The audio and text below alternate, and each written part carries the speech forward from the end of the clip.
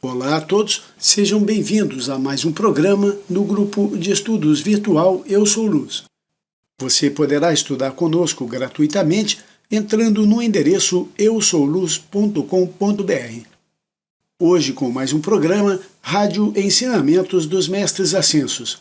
Programas com perguntas e respostas, entrevistas, aulas e depoimentos, com Maria Lúcia Vieira e Paulo Rodrigues Simões, transmitindo os ensinamentos dos Mestres Ascensos da Grande Fraternidade Branca.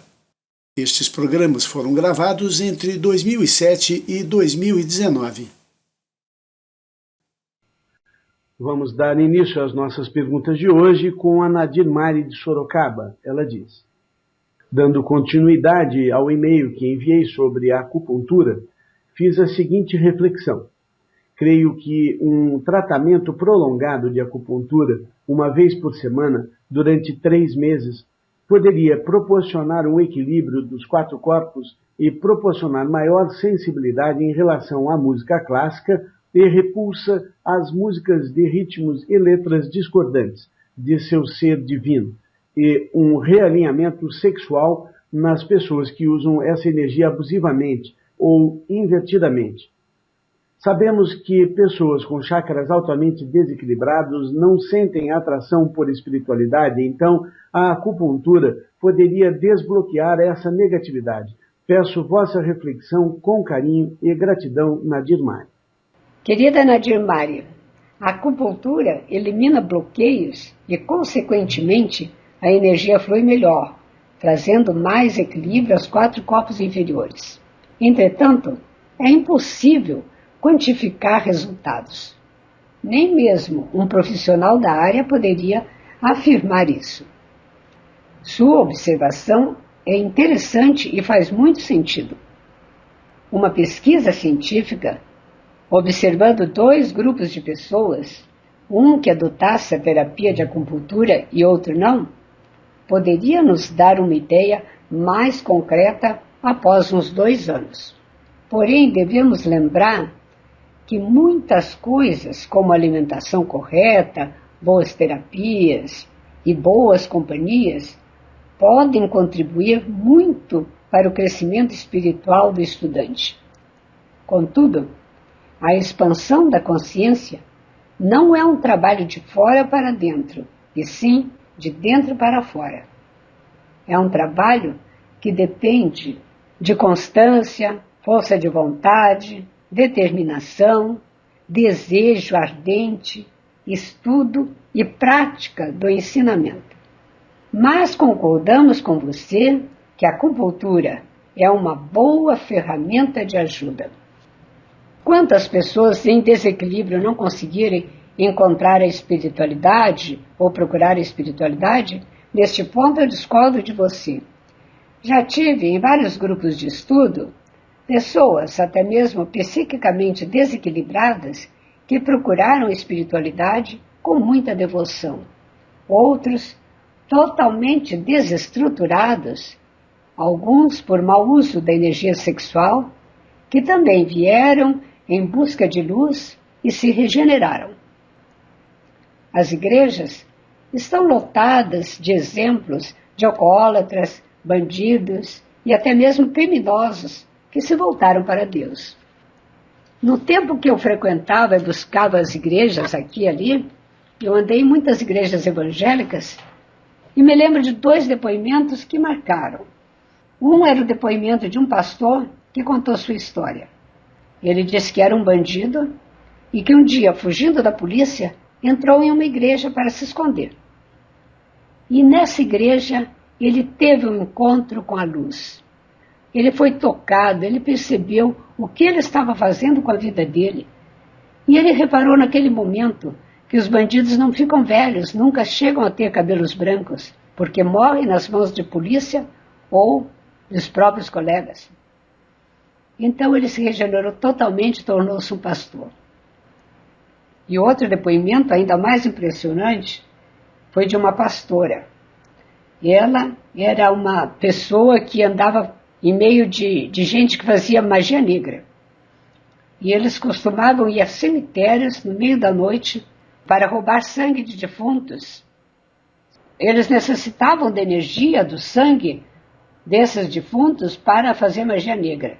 E ela estava e praticava essas magias junto com a filha de 10 anos, imagine. E um dia, numa dessas noites, ela ouviu uma voz. Quando se aproximavam de um defunto, ela ouviu uma voz que dizia: esse não, nesse você não toca. E aquilo foi tão forte, tão impressionante, que ela jamais conseguiu permanecer nesse grupo e afastou-se, procurou a igreja evangélica e tornou-se uma pastora. Então a gente vê de tudo, sabe? Talvez mesmo a luz daquele indivíduo tenha ajudado essa criatura a se regenerar, não é? Mas então, vendo essas coisas, a gente vê que do outro lado da falsa hierarquia, eles trabalham muito. E muitas vezes os filhos da luz não querem trabalhar. Fazem meia horinha de decreto e acham que é muito. E a gente vê que o pessoal da falsa hierarquia trabalha bastante. A Nadir Mari de Sorocaba nos escreveu dizendo: queridos irmãos, no programa 92 foi comentado que os mestres indicam que as pessoas devem se vestir de acordo com o país onde moram. Eu fiquei triste porque desde criança nunca gostei das roupas ocidentais e chorava sempre quando minha mãe me colocava aqueles vestidos de festa, pois me pinicavam e eu me sentia um bolo de casamento. Felizmente, quando fiz 18 anos, meus pais deixaram eu escolher as minhas roupas, mas eu não queria roupas, eu só queria tecidos, e eu inventava as roupas, que eram sempre longas e enroladas no meu corpo.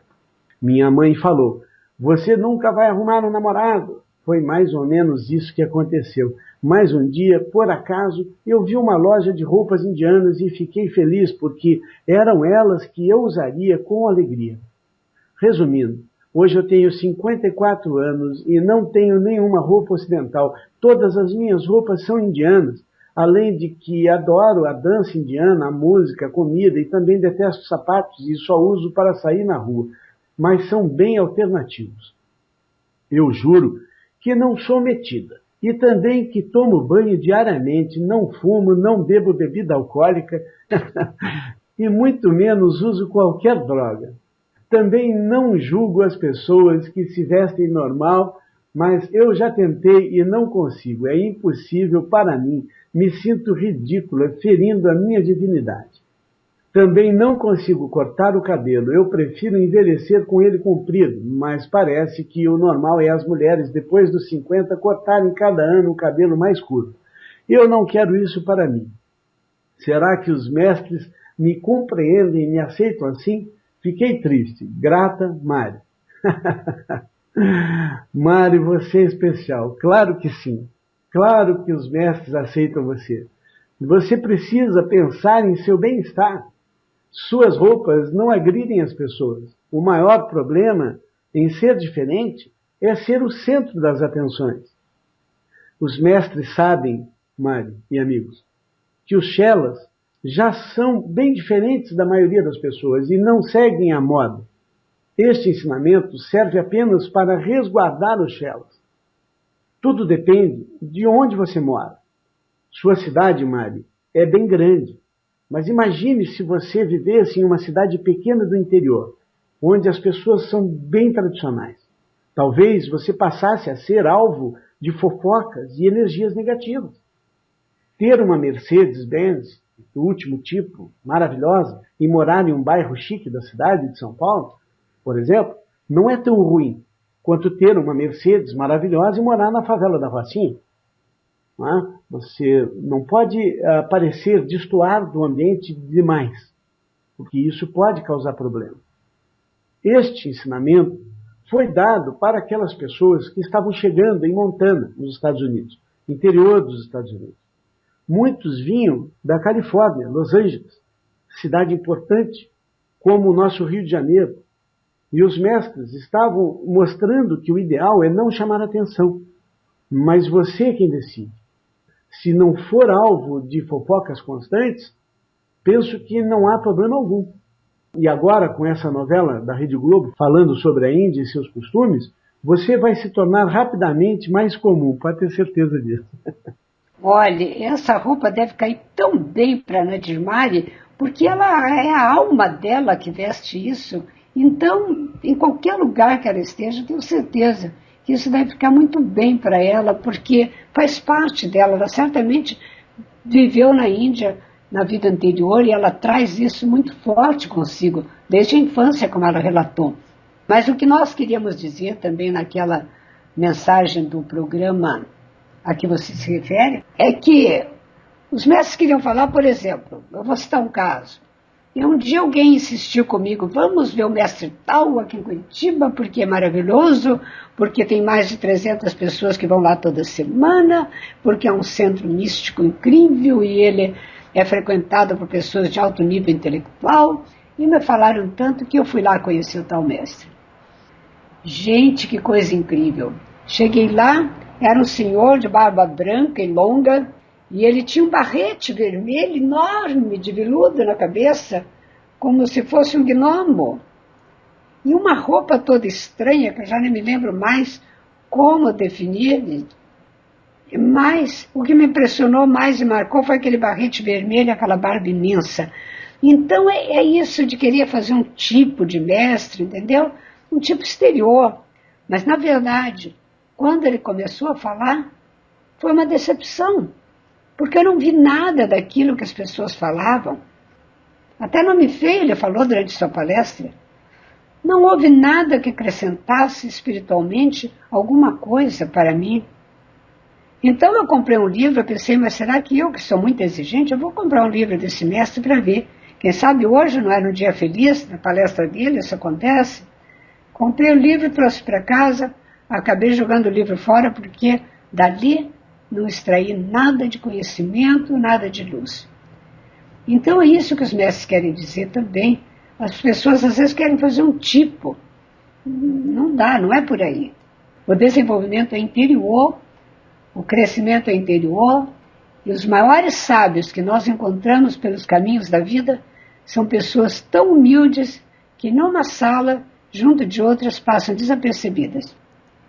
A próxima pergunta vem da Ângela de Belo Horizonte. Ela diz: boa noite, Paulo, Maria Lúcia e irmãos estudantes deste maravilhoso e querido grupo. Paulo, estou com uma dúvida que já me persegue há tempos, mas nunca me lembro de perguntar quando estou disponível para fazer. Agora, ouvindo as invocações dos determinados cristais citados no programa 92, eu fiquei pensando: será que todas estas virtudes dos raios, que não são poucas, citadas pelo Paulo, têm que ser ditas durante os decretos, invocações, ou ele está dizendo só para que saibamos quais são? Aí me dei conta de que, quando estou orando, costumo dizer algumas delas, quando invoco determinado raio, é necessário? Meu instinto diz que não, pois se chamamos a chama violeta, não é preciso dizer como ela tem que atuar, não é mesmo? Sei que temos de ser específicos no pedido, mas não necessariamente lembrá-la de sua missão, assim penso eu. Estou equivocado? Estou perguntando porque já vi decretos dizendo todas as virtudes do raio invocado, e mesmo sendo lindo de se ouvir, saber e dizer, tem hora que os torna muito longos e cansativos, e acaba por nos dispersar da entrega sublime e meditativa da oração, e também do ritmo, quando é dinâmico. Grata pelo esclarecimento, eu sou Ângela de Belo Horizonte. Ângela, querida, você está absolutamente certa. Não é necessário enumerar as virtudes de um raio ao decretar. O raio de luz vem carregado com as virtudes que lhe são características, quando o invocamos. Mas é muito importante que o místico saiba de memória, conheça todas essas virtudes de memória. Desta forma, em face a uma situação inesperada ou de risco, esteja ele onde estiver, saberá imediatamente qual o raio e quais os mestres deve invocar para aquela determinada necessidade. Outra situação é a seguinte: você faz uma autoanálise e observa quais virtudes gostaria de assimilar. Sabendo a que hierarquia elas estão inseridas, você passa a trabalhar mais com esse raio e também pedir aos mestres que o ajudem nesse sentido. Este conhecimento permite a você maior facilidade para transmitir o ensinamento, mesmo que seja gota a gota. Por exemplo, se alguém se queixar a você de medo da violência urbana, recomende que invoque São Miguel. Se outro amigo se queixa de doença, recomende Ave-Marias e pedidos a Maria Santíssima, que é o raio de cura, e assim por diante. Conhecendo as qualidades dos raios de memória, você estará mais apto a auxiliar as pessoas. E as pessoas adoram esse tipo de receitinha, assim. Mesmo aqueles que não estão no ensinamento, você transmite um conhecimento desse, a pessoa se pega naquilo, faz aquele decreto curtinho, e assim ela já vai entrando nos ensinamentos. O Renato de Niterói nos escreveu o seguinte: caros Paulo, Maria Lúcia e demais estudantes da luz, no livro Mistérios Desvelados, página 196, o poderoso Vitória nos fala assim, abre aspas, muda-se o ciclo e nós entramos numa nova dispensação, que traz consigo um meio mais seguro, mais poderoso e, além disso, mais rápido, pelo qual aquele que sobe o caminho para a realização é capaz de manter contato permanente com a grande luz cósmica. Nessa nova ordem, a disciplina para o neófito será focalizar e manter sua atenção inteiramente sobre os 3 mais elevados centros do corpo. Ele fará todo o seu trabalho de acordo com esses pontos. Só os centros do coração, da garganta e da cabeça hão de receber considerações e atenção consciente. Todo esforço do aspirante consistirá em manter a atenção nesses centros, porque somente desviando a atenção dos centros mais baixos ele será sempre capaz de se elevar da miséria e da limitação. O centro do alto da cabeça é o mais elevado foco do corpo humano e por onde penetra o cordão de cristal de luz líquida branca, da grande fonte da criação. Quando a atenção da mente está presa a isso com firmeza, a porta da alma é aberta e a tríplice atividade da pura luz branca cerca a cintura precisamente abaixo do plexo solar, cortando para sempre as atividades destrutivas da natureza animal do homem. Isso permite que sua alma faça uma transição súbita para a sua completa atividade divina, unida uma vez mais à perfeição de sua fonte, tornando-se daí por diante eternamente senhor de toda a criação humana. Os estudantes sinceros deveriam meditar frequentemente sobre a perfeita ação da luz de ouro dentro da cabeça, porque ela iluminará e ensinará à mente externa todas as coisas boas. Essa é a luz do Deus interior. Cada um deve senti-la enchendo por completo sua consciência, seu corpo e seu mundo. E não há ser humano na existência que não tenha um tanto dessa luz dentro dele. Fecha aspas. Paulo, diz o Renato, devemos então só trabalhar enquanto decretamos com esses chakras? Vitória sempre, Renato. Renato, eu gostei muito desse texto do poderoso Vitória. Muito bem escolhido por você. Este texto vem a confirmar aquilo que sempre falamos aqui, quando ensinamos vocês a manterem a atenção em uma luz na cabeça e outra no coração. Luz, luz, luz na minha mente, luz, luz, luz no meu coração. Deus está na minha mente, Deus está no meu coração. Cada um de nós está habituado a olhar para aquilo que mais nos atrai. Todas essas coisas terrenas tiram a nossa atenção da luz, da presença eu sou e do nosso Santo Cristo pessoal. Uma pessoa que sai na rua a caminhar inevitavelmente passa a buscar olhar aquilo que quer, que deseja, que ama, ou então busca olhar aquilo que teme. Muitos buscam olhar pessoas bonitas, outros olham os perigos e pessoas perigosas. Suas mentes não estão na presença eu sou. Costumo dizer, e já disse isso aqui antes, precisamos estar apaixonados pela presença eu sou, adorando-a completamente. Luz, luz, luz na minha mente, luz, luz, luz no meu coração. Deus está na minha mente, Deus está no meu coração. Para entender isso, pense naquela mocinha que acabou de arrumar o primeiro namorado e ganhou o primeiro beijo. Ela tem 15 anos. Sua mãe insiste que ela viaje para uma cidade distante por uma semana para visitar seus avós. É claro que ela não quer ir, ela quer ficar com o namorado. E o que você acha que vai acontecer? Essa menina vai passar o tempo todo pensando no namorado e no beijo que deu e nos que dará. Pois bem, nem falar com ela direito dá. É preciso dizer: oi, menina, acorda, em que você estava pensando? É isso que provavelmente os seus avós dirão para ela lá nessa visita. O que os mestres ensinam, amigos, é que o caminho mais rápido para Deus é focar nele, colocar atenção nele. É claro que precisamos desenvolver uma maneira de ser um com Deus sem nos alienarmos do mundo, feito um adolescente apaixonado. Podemos até fazer isso, mas é claro, no lugar certo, na hora certa, dedicamos total atenção e harmonia a Deus. Essa é a hora da grande meditação profunda e interior.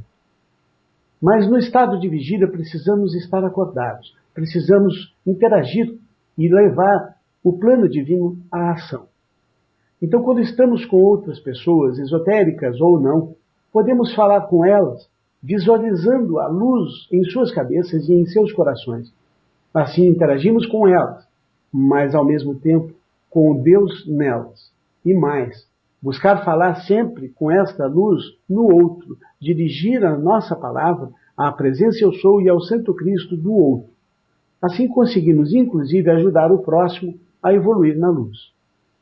Quando nós estamos conscientes da presença de Deus, quando nós direcionamos a atenção para esse Deus interior, embora estejamos fazendo e praticando alguma outra atividade no mundo físico, esta luz passa a fluir através de nós, para as pessoas, para o mundo, para o planeta, ou diretamente para aquela pessoa com quem nós estamos comunicando.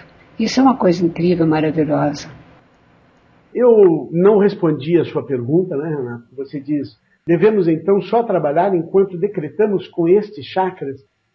Na realidade, toda a ação física é representada e utiliza, né, a energia do chakra do primeiro raio, que é o chakra da garganta. Então não existe o trabalho físico que você faz, né, mesmo que você não abra a boca para falar, que não esteja utilizando esse chakra da garganta.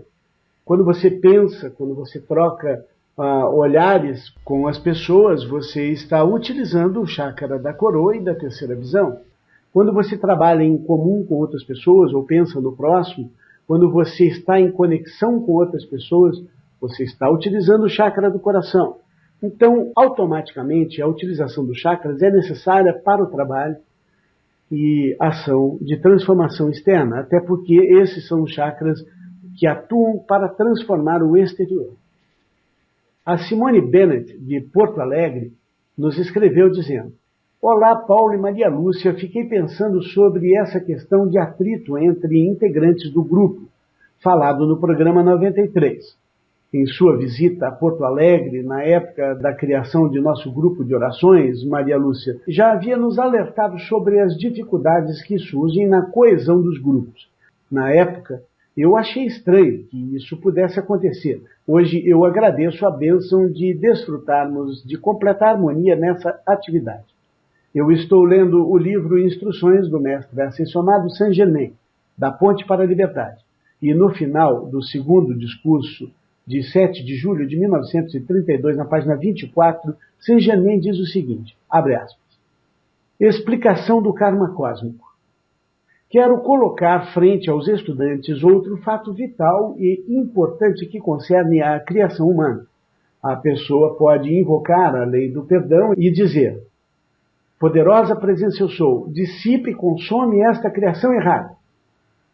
Isto lança de volta a lei cósmica para a harmonização, onde é harmonizada fora da atividade kármica do indivíduo.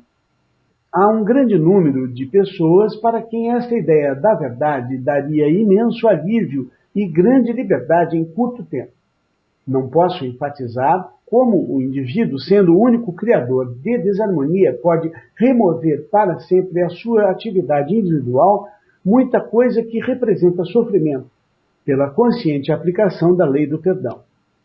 A antiga ideia de karma, olho por olho e dente por dente, não foi corretamente entendida senão por poucos. A maioria pensou que o karma pudesse ser equilibrado de indivíduo para indivíduo. Em alguns casos isto é imperativo, mas há tanta coisa que não deve ser resolvida dessa forma se a ideia correta de karma for entendida. Uma das coisas mais infelizes sobre a ideia de karma era sobre o erro. Fez com que os indivíduos se ligassem uns aos outros para acerto de contas. Levando em consideração que cada indivíduo tem livre-arbítrio, podeis verificar como este equilíbrio de indivíduo a indivíduo pode se tornar uma coisa sem fim. Se uma pessoa não está em disposição de cooperar no ajuste de uma condição, como poderia a atividade jamais acabar? Deve haver meios mais sábios para resolver. Se a matéria acima for cuidadosamente analisada pelos estudantes, encontrarão grande alívio e paz, admitindo que eles têm esta sábia presença que podem invocar em todas as ocasiões. Bênção, : Louvamos e agradecemos que em breve mensageiros preencham toda a situação de comando neste país e o reino de Deus seja manifesto sobre a terra. Fecha aspas. Para mim, amigos, ficou muito clara a importância imensurável do perdão que, uma vez invocada como lei que é, age soberana, harmonizando toda a situação, transcendendo o individual. Convido vocês para fazermos esta semana a oração do perdão, não pelo nosso karma individual pequeno do momento atual, mas pelo karma cósmico. Página 23 do mesmo livro, : abre aspas. Poderosa presença, aparentemente o exterior errou. Invoco a lei do perdão. Provê que esta condição seja rápida e completamente harmonizada. Fecha aspas. Fiquem na luz de Deus, Simone.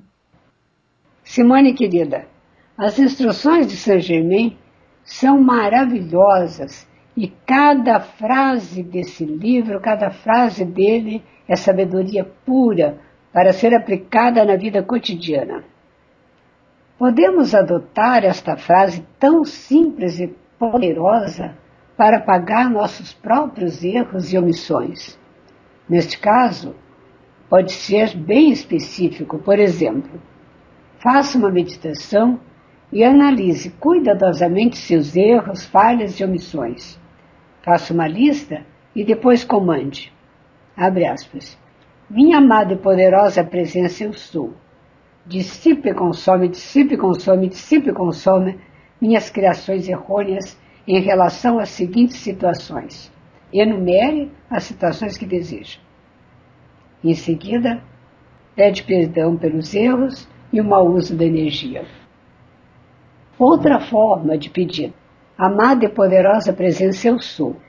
Dissipe e consome, dissipe e consome, dissipe e consome todos os meus erros causados pelo orgulho, ou causados pela ignorância, pelo egocentrismo, pelo amargo ressentimento. E você pode acrescentar no final e substituir toda essa energia kármica pela chama da vitória divina, para mim e para todos a quem eu prejudiquei. Vamos fazer esta frase da semana sugerida pela nossa amiga Simone. Vamos centrar a nossa atenção na poderosa presença eu sou, no nosso Deus interior, e afirmar. Eu vou falar uma vez e depois falaremos 9 vezes. Poderosa presença eu sou. Aparentemente, a humanidade errou. Invocamos a lei do perdão. Provê que esta condição kármica planetária seja rápida e completamente harmonizada. Agora é 9 vezes. Poderosa presença eu sou. Aparentemente a humanidade errou. Invocamos a lei do perdão. Provê que esta condição kármica planetária seja rápida e completamente harmonizada. Poderosa presença eu sou. Aparentemente a humanidade errou. Invocamos a lei do perdão. Provê que esta condição kármica planetária seja rápida e completamente harmonizada.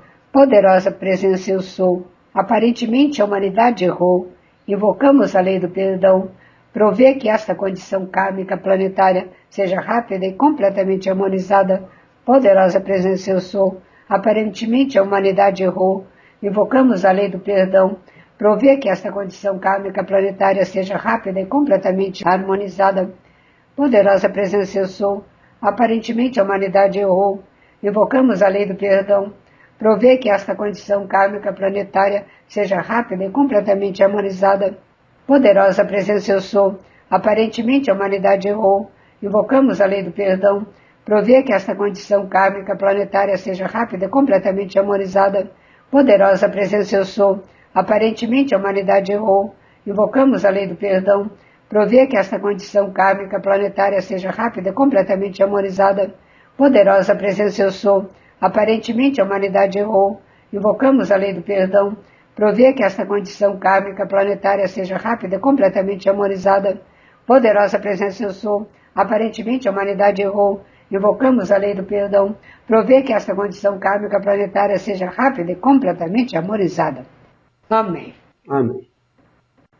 Agora, complementando a mensagem da Simone, nós vamos colocar para vocês um depoimento maravilhoso da Vânia Bennett, mãe da Simone. Ouçam que vocês vão gostar, muito bonita. Bom dia, Paulo, Maria Lúcia e demais amigos da Luz. Estou participando do programa, trazendo a vocês um depoimento. Algo que aconteceu há poucos dias atrás. Minha irmã Lisete, que mora na cidade de Itaqui, me telefonou muito aflita, porque sua filha Laura estava doente. Havia feito exames e o médico constatou que ela tinha 7 pedras nos rins. 4 pedras no rim direito, 2 pedras no rim esquerdo e 1 pedra no canal. E que uma pedra era tão grande que não tinha como sair. A menina chorava de dor, passava tomando remédios. A dor era terrível. Ela me pediu que orasse pela Laura. Comecei a orar todos os dias e fazer visualização. O Paulo fala que temos que visualizar o que queremos que aconteça. Eu visualizava o Mestre Jesus com suas benditas mãos, esfarelando aquelas pedras, transformando-as em pó para que fossem eliminadas através da urina. Minha irmã é evangélica da Igreja Quadrangular. Eu orava todos os dias às 3 da madrugada. Ela ia para a cozinha e orava aquela hora que todos estavam dormindo, estava silêncio. Um dia ela acordou banhada em lágrimas. Havia sonhado com Jesus. Ele lhe dizia que havia curado sua filha, que tinha trocado os rins dela por rins novos, infantis, e que isso era para que todos crescem no poder do Pai. Nessa manhã, a menina acordou bem disposta e disse: mãe, eu estou curada, não sinto nada, não sinto dor nenhuma, Jesus me curou. Aí foram no médico fazer novos exames que já estavam marcados, mais ultrassonografia. Aí o médico ficou surpreso, porque não encontrou pedra nenhuma. Pediu que levasse uns exames antigos para ele analisar com mais calma. No dia seguinte ela voltou e ele disse que não sabia explicar o que tinha acontecido, pois os rins estavam perfeitos, não havia nem sinal de que passasse alguma pedra por ali, que estavam tão limpos como os rins de uma criança. Aí ela lembrou do sonho e disse ao médico que Jesus havia curado sua filha. Então aí nós vemos que Jesus continua fazendo os milagres. Ele é o mesmo de ontem, de hoje e de sempre.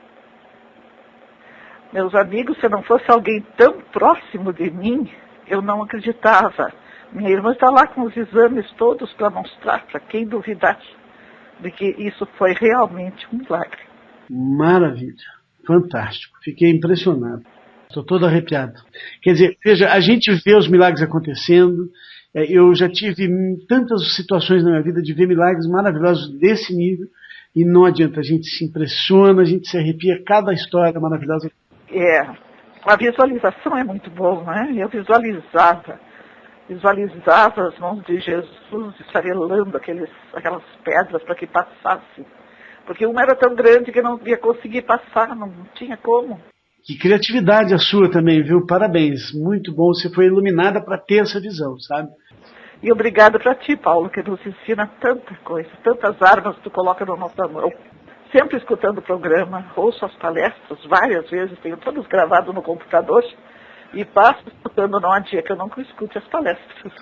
Olha, eu agradeço muito a sua participação e a sua boa vontade, né, de trazer tudo isso tão maravilhoso, a história para os seus colegas. A gente ora, Paulo, e a gente vê que Jesus, que os mestres andam junto conosco. Esses dias eu disse para Simone, eu digo, é tão nas pequenas coisas que parece que Jesus anda junto comigo. E ela disse assim, ele não anda do teu lado, ele está dentro de ti. No coração, ele está no coração. Ele é o representante número 1 de todo o Santo Cristo pessoal. Então é o que eu digo, se você não sabe, não consegue falar com o seu anjo da guarda, seu Santo Cristo pessoal, porque não tem uma imagem dele, pense em Jesus, está de bom tamanho. Tá bom? Fique na luz de Deus e aquela nossa frase de terminar sempre, que é vitória sempre na luz. Vitória sempre na luz. Amém. Veja só, Maria Lúcia, o poder da visualização, o poder das mãos em ação, é muito grande. É o poder da canalização da energia de Jesus em ação. Nós podemos ser esse canal para que Jesus atue. É fantástico. Eu me arrepiei todo ao ouvir esse depoimento. Muito bonito. E os mestres dizem que os milagres podem acontecer. Os milagres acontecem. E nós devemos desejar o milagre para que ele aconteça. E é o que aconteceu nessa história. Olha, e o interessante é que as orações feitas pela Vânia e pela mãe da moça que tinha um problema de saúde, eram feitas casualmente, entre aspas, às 3 da manhã e 3 da tarde. Uma orando às 3 da manhã e outra às 3 da tarde. Então isso fecha um ciclo e por alguma razão astrológica ou kármica da pessoa favorecida pelas orações, deveria ser às 3 horas, que nós já vimos anteriormente, num caso citado por nós aqui no programa, que as nossas orações eram feitas às 4 da manhã e 4 da tarde, e deram muito resultado. Isto não é uma coisa que a gente possa escolher, porque nós não sabemos, não temos um conhecimento assim tão profundo para saber definir qual é o horário. Mas quando o estudante, o místico, está em busca da cura de alguém, orando por aquela pessoa, e não dá conta sozinha, tem mais uma outra que ajude, diariamente fazendo esse papel, esse trabalho espiritual, o mentor espiritual orienta e acaba acontecendo essa história de orar na hora certa, de fazer aquele pedido na hora certa, e essa continuidade de fechar ciclo, uma orando em cada hora. Maria Lúcia, isso ocorre principalmente quando nós colocamos a ação dos mestres, dos seres de luz, dos seres cósmicos, para atuar através de nós para a cura do próximo, para o bem do outro ou do grupo. Então isso é a ação do Espírito Santo, que é a mesma coisa que ocorre aqui quando uma pessoa faz a pergunta que está na mente da maioria de vocês, né? O que causa a falsa impressão de que vocês não precisam fazer as perguntas de vocês, porque outros vão fazer. Então talvez o mestre queira que a pergunta venha através de você, ou a sua pergunta naquele mesmo assunto viria a complementar a outra pergunta do outro. Cada um deve participar por si. É verdade. Se você não sabe o que fazer, veja o exemplo da Maria Cristina hoje. Ela disse, eu não fiz porque achava que não podia, que não era capaz, e depois achou que foi até fácil. Então senta, põe um papel na frente e comece a pensar como eu posso contribuir para a luz nesse grupo, como eu posso dar minha parcela, e talvez a sua pergunta, que você considera insignificante, possa trazer luz para muitas pessoas. Às vezes eu vejo uma pergunta e penso, o que será que eu vou responder disso? E no primeiro momento eu não sei, mas eu sento, leio, medito um pouquinho e depois vem a resposta. Os mestres ajudam a gente.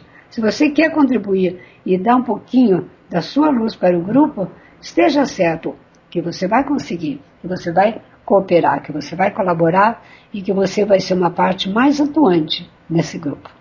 Isso fará você feliz. Eu tenho certeza.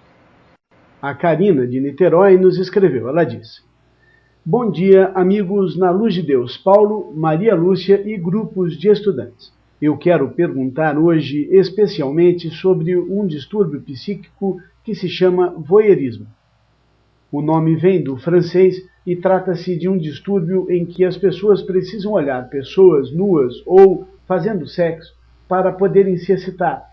Embora eu ache que isso é inspiração de anjos das trevas, que é assédio de entidades, eu gostaria de pedir um esclarecimento maior. Será que tem uma pérola de sabedoria sobre esse assunto? Muito grata pelos esclarecimentos. Vitória sempre na Luz de Deus, que sempre vence. Karina. Olá, Karina. O voyeurismo e o exibicionismo são considerados exemplos de parafílias. Parafilia é um distúrbio psicossexual em que o indivíduo sente necessidade imediata, repetida e imperiosa de atividades sexuais em que se incluem o fetichismo, a pedofilia, o masoquismo sexual, o sadismo sexual, o exibicionismo e o voyeurismo. Dessa forma, nós vemos que a pessoa que se deixa olhar também faz parte desse grupo, é o exibicionista. As mulheres que usam roupas sensuais, que saem pela rua mostrando-se para atrair as pessoas, isso é exibicionismo e é uma forma de atrair o voyeurismo. Então, um é alfa, outro é ômega, é mais comum vermos homens voyeurs e mulheres exibicionistas. Esse é o comum, não que não haja o oposto.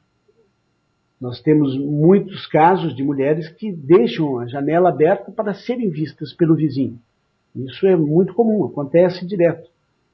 E até causas de muitos estupros, por sinal, porque ativa essa energia. Não é?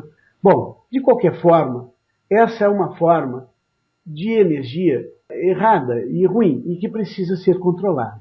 Então, eu volto lá no e-mail que nós lemos lá atrás, enviado pelo nosso querido amigo Renato, onde ele traz um trecho com as palavras do poderoso Vitória. Nessas palavras do poderoso Vitória, nós vemos exatamente a solução para isso. Quando nós colocamos atenção na presença eu sou, nos chakras superiores, nós anulamos essa energia, essa ação do voyeurismo. Nós não temos, Karina, nenhum ditado dos mestres falando diretamente sobre o voyeurismo, mas nós temos muitos ensinamentos, e isso você pode ver na nossa aula dos ciclos cósmicos, sobre os magnetismos carnais. Os 4 magnetismos carnais, que é o magnetismo carnal malicioso, o magnetismo carnal ignorante, o magnetismo carnal simpatizante e o magnetismo carnal delicioso. O voyeurismo e o exibicionismo são, no seu mais alto grau, uma manifestação do magnetismo carnal. Num grau menos elevado, nós encontramos a nossa necessidade de conferir no outro a simples curiosidade de saber quem são, onde estão, como estão se vestindo, se são perigosos ou não. Qualquer necessidade que eu tenha de ver o outro agir é magnetismo carnal. Se a minha atenção estiver em Deus, se a minha vontade estiver em Deus, e na presença eu sou, e na luz, eu não terei essa necessidade de curiosidade de saber o que o meu irmão está fazendo. Não importa isso. Volto a dizer para vocês, a importância número 1 hoje é o foco. Nós temos que aprender a colocar o foco na presença eu sou, colocar o foco no plano divino que a presença eu sou quer que nós manifestemos. Como podemos manifestar alguma coisa sem colocar o foco com muita vontade? Nós vimos a nossa colega Vânia com muita vontade, colocando foco nas mãos de Jesus, espremendo aquelas pedras nos rins da sobrinha, conseguindo manifestar isso. Porque ela manteve o foco, a atenção. Foco não é só colocar atenção, mas é uma luz acesa. Porque quando imaginamos alguma coisa, nós acendemos uma luz. Nós iluminamos algo. E esse algo precisa ser a vontade de Deus. É claro que o voyeur, quando ele olha alguém trocando de roupa ou coisa parecida, aquilo fica tomando a mente dele por horas e horas depois, como um alimento para a sua tara, para a sua loucura e magnetismo.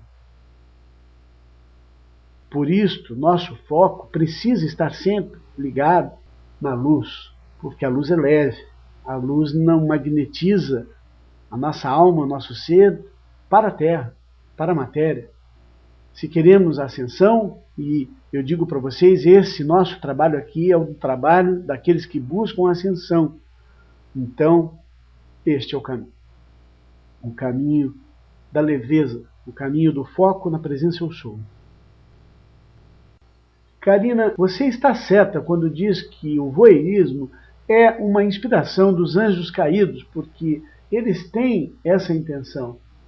Seres caídos, a falsa hierarquia quer arrastar as pessoas a serem e atuarem como animais, a serem totalmente carnais, a serem totalmente servidas pelo emocional, onde não existe a sabedoria divina em ação, mas apenas um instinto.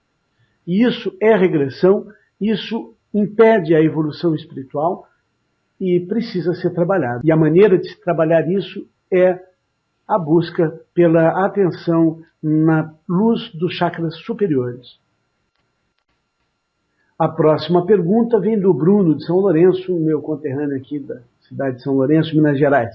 Bom dia, diz o Bruno. Queridos irmãos na luz, escuto muita coisa sobre o nosso grande e querido Arcanjo Miguel, mas eu gostaria de saber um pouco mais sobre o nosso grande Arcanjo Gabriel, pois sinto uma forte afinidade com ele. Gratidão, muita luz e amor a todos. Eu sou Bruno de São Lourenço, Minas Gerais.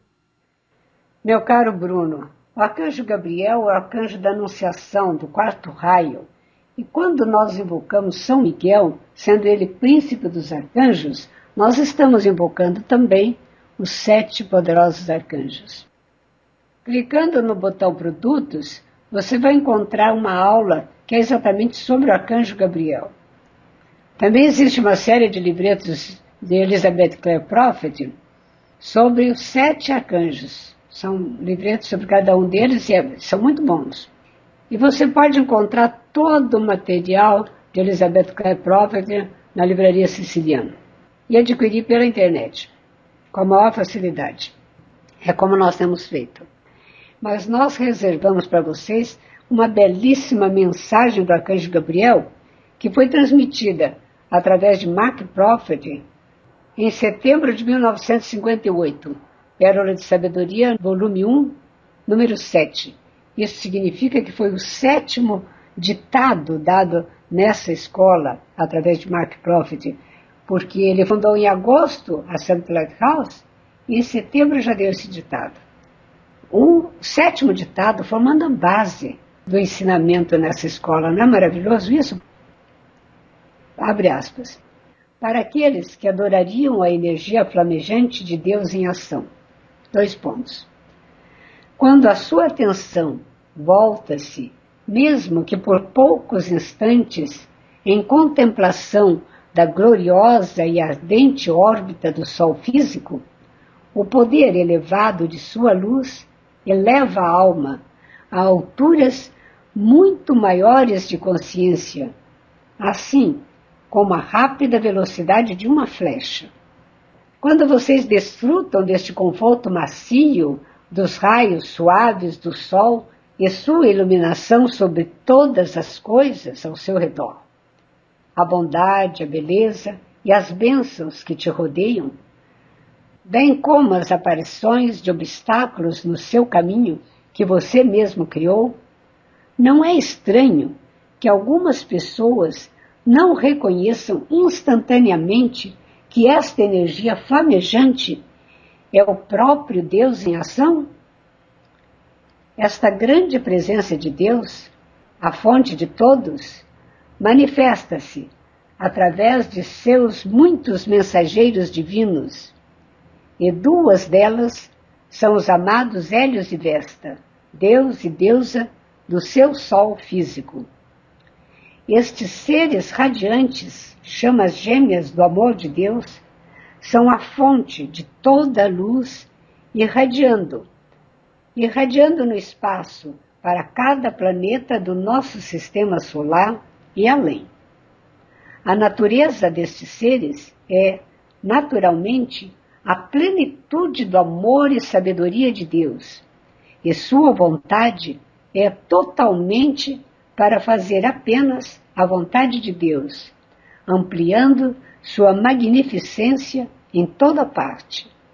É minha grande alegria e honra servir essas divinas manifestações do Sol. Hoje, eu falo em nome de Deus Todo-Poderoso, diretamente do fogo radiante do próprio Sol, anunciando para toda a humanidade, pois eu sou Gabriel, o arcanjo da Anunciação, que mais e mais do amor divino de Deus deve se expressar através das elevadas torres desta atividade, a Summit Lighthouse, assim como as hostes ascensas e angélicas estão expressando este amor hoje.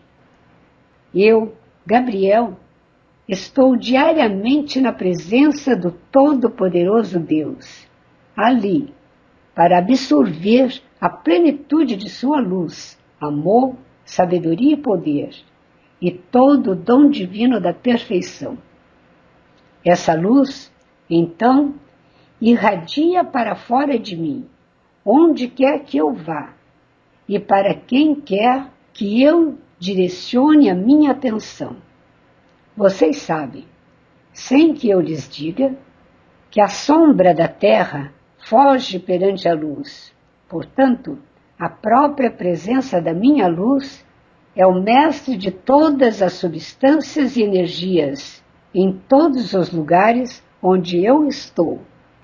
Enquanto vocês sinceramente contemplam a presença de qualquer ser ascensionado, quem, em sua própria ascensão, tornou-se a si mesmo em luz, vocês podem ver a radiante luz e energia dos raios visíveis e palpáveis, fluindo de todas as células das formas dos mestres ascensos. Essa radiação luminosa que nós observamos em torno da amada Maria, mesmo antes da sua ascensão, embora naturalmente em um grau menor, foi esta luminosidade na aura de Maria que tornou fácil para mim aparecer para ela e dar-lhe a minha ajuda com a minha radiação, quando confirmei-lhe a vinda de Jesus, a quem ela traria em manifestação na carne, como parte do cumprimento do seu plano divino. Eu estou falando essas palavras para vocês hoje, diretamente do altar de luz para este mundo, dentro do coração do Sol em si, ordenando-as adiante com todo o poder, na esperança de que aqueles iluminados sobre a terra, que realmente amam a luz, não só irão entender as minhas palavras, mas também a minha razão para lançá-las. É para oferecer a minha amada ajuda a cada um que tenha fé inabalável na presença do Deus interior, quem, por serviço ativo ao seu próximo, com fé e amor, dar-me-á a oportunidade para anunciar-lhe a sua própria vitória no Eu Sou. Esse serviço altruísta a Deus, através do serviço ao seu próximo, atrai para si, através e ao redor, a radiante luz da sua própria presença Eu Sou e das hostes ascensas, a mesma luz que iluminou o nosso amado Jesus, Maria e outros da grande fraternidade branca, mesmo antes de sua ascensão. O mesmo que um pode fazer, todos podem fazer. Se aqueles que viveram antes externalizaram autoluminosidade através de suas formas físicas, toda e qualquer pessoa pode reproduzir esta manifestação em e através de si mesmos, pela mesma devoção e dedicação à vida que foi expressada pelos santos. Na medida que a grande luz vinda de cima é atraída para a carne, através do coração, a luz instantaneamente se expande e continua a expandir-se mais e mais em cada célula do corpo, até mesmo a carne. Esta magnífica luz viva vai brilhar inicialmente através do coração, o sol da forma física, e então ela vai iluminar a cabeça e em seguida irá brilhar adiante através das mãos para que todos possam ver e amar. Então haverá uma agitação interior no mundo das pessoas que testemunham esta luz, um desejo de imitar a glória através de si. Não está escrito que sobre o monte da transfiguração Jesus transfigurou-se diante deles e o seu rosto resplandeceu como o sol e as suas vestes se tornaram brancas como a luz? Esta autoluminosidade da forma física é possível para todo aluno sincero no caminho, mesmo antes da ascensão, especialmente nestes dias, quando a assistência de toda a grande fraternidade branca está disponível para todos. Vocês sabem que eu também estou com Uriel, o arcanjo da ressurreição. E se vocês me chamarem e pedirem para os ajudar a atingir esta iluminação dos seus corpos, eu posso ajudar vocês a ressuscitar aquilo que uma vez vocês conheceram e tiveram junto ao Pai, antes que o mundo se manifestasse. Quando tamanha vitoriosa realização for manifestada por vocês, eu vou aparecer a vocês, visivelmente, tangivelmente, dizendo: eu sou Gabriel, o arcanjo, dando ao seu aumento de luz o mesmo impulso da minha própria luz e anunciando-lhe a sua eterna liberdade e a vitória na luz. Em asas de luz, amor e esperança, eu sou o arcanjo Gabriel. Veja, Maria Lúcia e amigos, como é tudo uma questão de iluminar-se realmente. Nós precisamos acender e afirmar a nossa posição Eu Sou Luz, que é o nome do nosso grupo de estudos, o nome do nosso site, para nos lembrar que nós temos que vestir essa luz para que o mal suma, desapareça da nossa vida. E é simples, basta direcionar a atenção totalmente para a presença do Sol, para o arcanjo Gabriel, para as hostes ascensas, e eles nos ajudam, eles nos dão suas mãos, para que possamos caminhar até a vitória. Maria Lúcia indicou a aula sobre o arcanjo Gabriel no botão Produtos, mas nós não temos mais produtos em nosso site. Eu vou colocar aqui para vocês, para aqueles que ainda não assistiram, a aula sobre o arcanjo Gabriel e os outros arcanjos dos 7 raios aqui no YouTube. Eu vou deixar para vocês na descrição do vídeo. Participe no nosso grupo de estudos pelo endereço eusouluz.com.br. Mande suas dúvidas sobre os ensinamentos para o WhatsApp 35 99728 5201. Colabore para a expansão da luz. Apoie o nosso trabalho. Não importa o valor. Participe pelo Pix contato@eusouluz.com.br. Lembre-se de curtir este vídeo e compartilhar com os amigos. Vitória sempre na luz de Deus e até um próximo vídeo.